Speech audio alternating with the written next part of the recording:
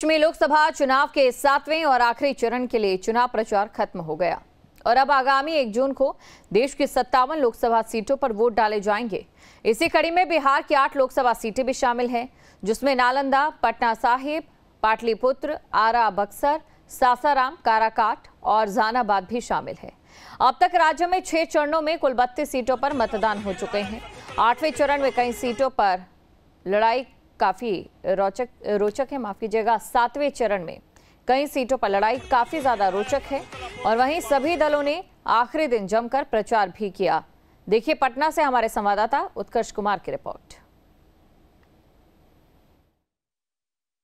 देश में 7वें चरण को लेकर जो मतदान होना है, इसको लेकर आज देर शाम प्रचार प्रसार जो है वो थम जाएगा।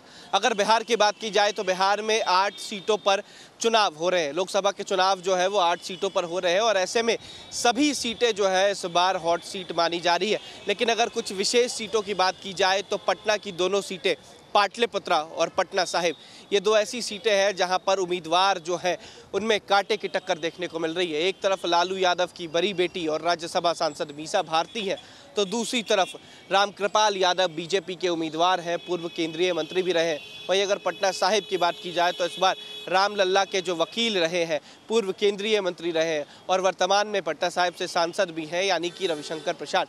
दूसरी तरफ बात की जाए तो अंशुल अभिजीत, ये 4 उम्मीदवार पटना शहर के हैं। इसके अलावा अगर बात की जाए तो सासाराम में चुनाव है, बक्सर में है, आरा में है। इसके अलावा काराकाट की बात की जाए, काराकाट सबसे चर्चित सीट मानी जा रही है, क्योंकि एक तरफ जहां पर पावर स्टार पवन सिंह निर्दलीय चुनाव लड़ रहे हैं तो वहीं दूसरी तरफ उपेंद्र कुशवाहा एनडीए के उम्मीदवार हैं। ऐसे में इस सीट पर काफ़ी ज़्यादा चर्चा इसलिए भी हो रही है क्योंकि जब से पवन सिंह ने बीजेपी को छोड़ निर्दलीय तौर पर चुनाव लड़ने की बात कही, उसके बाद काराकाट सीट जो है वो सबसे चर्चित हो गई, सबसे हॉट सीट हो गई। ऐसे में पवन सिंह के समर्थन में कई चेहरे जो है वो उतर गए। पवन सिंह के समर्थन में कई, कह सकते हैं कि भोजपुरी के चेहरे जो थे वो उतर गए, उनके प्रचार करने लगे। तो दूसरी तरफ काराकाट की सीट बचाने में एनडीए ने भी कोई जद्दोजहद नहीं छोड़ी। प्रधानमंत्री से लेकर गृह मंत्री, रक्षा मंत्री, बीजेपी के राष्ट्रीय अध्यक्ष, मुख्यमंत्री, तमाम लोगों ने काराकाट में उपेंद्र कुशवाहा के लिए प्रचार प्रसार किया।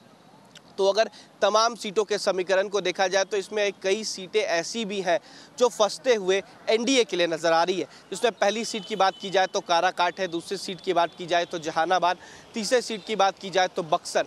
ये ऐसी सीटें हैं जहां पर इस बार एनडीए को खासा परेशानी हो सकती है। अगर बक्सर लोकसभा सीट की बात की जाए तो एनडीए प्रत्याशी जो पहले वर्तमान में सांसद रहे हैं, यानी कि अश्विनी चौबे, उनका टिकट काटने के बाद कह सकते हैं कि मिथिलेश तिवारी को एनडीए गठबंधन ने उम्मीदवार बनाया। लेकिन मिथिलेश तिवारी को टिकट देकर एक नाराज़गी आनंद मिश्रा की जगह दी। आनंद मिश्रा निर्दलीय तौर पर इस बार चुनाव लड़ रहे हैं और साथ ही साथ आपको बताते चले कि पूर्व आईपीएस ऑफिसर है और उन्हें वीआरएस दिलाने के बाद चुनाव लड़ाने की बात कही गई थी, लेकिन बावजूद उन्हें टिकट नहीं दिया गया और उसके बाद वो निर्दलीय तौर पर चुनाव लड़ने उतर गए। अब इस समीकरण को देखा जाए तो सबसे ज़्यादा वोटर्स वहाँ पर यादव समुदाय के हैं, फिर ब्राह्मण हैं और उसके बाद अलग अलग समुदाय के लोग हैं। तो सबसे पहला वोट काटने की अगर क्षमता किसी के पास है तो वो आनंद मिश्रा है।